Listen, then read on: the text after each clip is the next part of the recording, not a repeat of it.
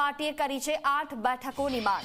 8 લોકસભા બેઠકો પર આપ પોતાના ઉમેદવાર ઉભા રાખવા માંગે છે તો ગુજરાતની 18 લોકસભા બેઠકો કોંગ્રેસને આપવા તૈયાર છે આમ આદમી પાર્ટી। પેટા ચૂંટણી માટે વિસાવદર બેઠક આમ આદમી પાર્ટી માંગી રહ્યું છે। ભરૂચ ભાવનગર બેઠક આપને આપવા સહમતિ અપાઈ છે। સાંજ સુધીમાં કોંગ્રેસ અને આપની સીટ શેરિંગ ફોર્મ્યુલા ફાઇનલ થઈ જશે। 18 કોંગ્રેસના ફાળે, 8 આમ આદમી પાર્ટી પોતાના ઉમેદવારોને ઉભી રાખશે।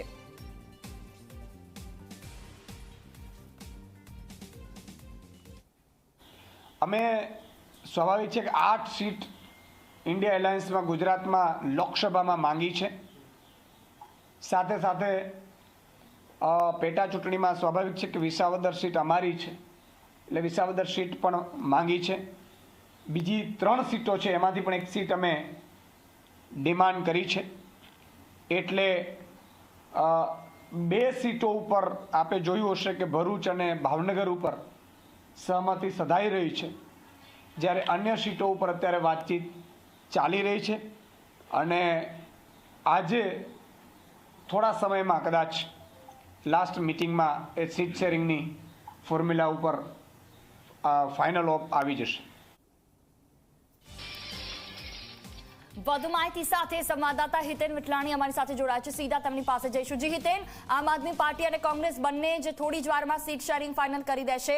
અત્યારે જે આંકડો સામે આવી રહ્યો છે તેવો છે કે 18 કોંગ્રેસના ફાળે અને 8 આમ આદમી પાર્ટીના ફાળે।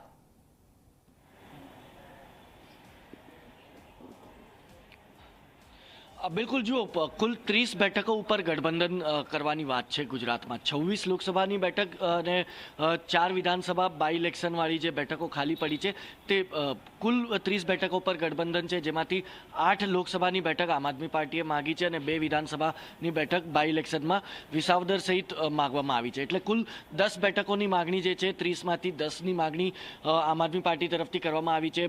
ગુજરાત આમ આદમી પાર્ટીનું જે નેતૃત્વ છે તેમનું તે ખૂબ જ આશ્વાસિત છે। તેમનું કહેવું છે કે આજ સાંજ સુધીમાં અંતિમ બેઠક જે અંતિમ તબક્કા પર ચાલી રહી છે મહાગઠબંધનની ઇન્ડિયા અલાયન્સની, તે બેઠક પૂર્ણ થશે અને ત્યારબાદ એક જોઈન્ટ પ્રેસ કોન્ફરન્સ દિલ્હીથી કરીને જાહેરાત જે છે આજ સાંજ સુધીમાં કરી દેવામાં આવશે।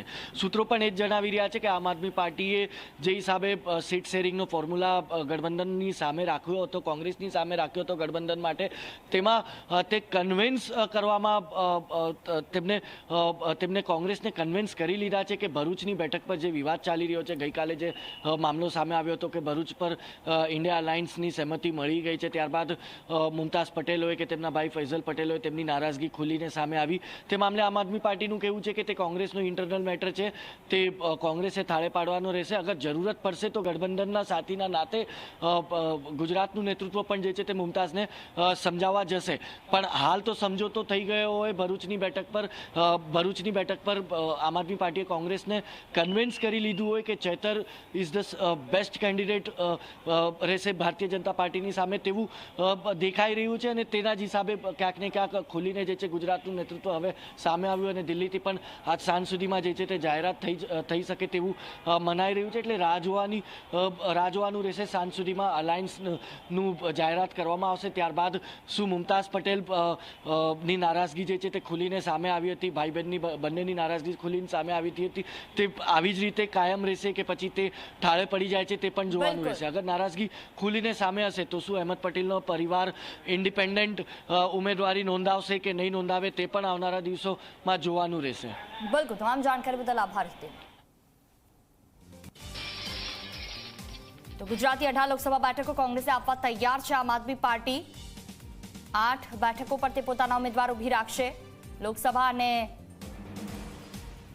તેની સાથે વિધાનસભાની પણ કેટલીક સીટો કે જ્યાં ફરીથી ચૂંટણી થવાની છે તે તમામને લઈને આજે કુલ 30 બેઠકો ઉપરની વહેંચણી। ગુજરાતના ગઠબંધનમાં કોંગ્રેસ અને આપ વચ્ચે જો કોઈ બેઠક પર પેચ ફસાયો હોય તો તે છે ભરૂચ લોકસભા બેઠક। આમ આદમી પાર્ટી અહીંથી ચેતર વસાવાને ઉમેદવાર જાહેર કરી ચૂકી છે તો કોંગ્રેસના દિગ્ગજ નેતા સ્વર્ગીય અહેમદ પટેલના પુત્રી મુમતાઝ પટેલ અહીંથી લડવાની ઈચ્છા આડકતરી રીતે વ્યક્ત કરી ચૂક્યા છે। ત્યારે આ વિશે આમ આદમી પાર્ટીના પ્રદેશ પ્રમુખ સુદાન ગઢવીનું કહેવું છે કે સ્વાભાવિક છે કે સૌ કોઈને લડવાની ઈચ્છા હોય, પરંતુ હાલ આ બેઠક પર ગઠબંધનની ચર્ચાઓ ચાલુ છે, પરંતુ આ કોંગ્રેસનો આંતરિક મામલો છે।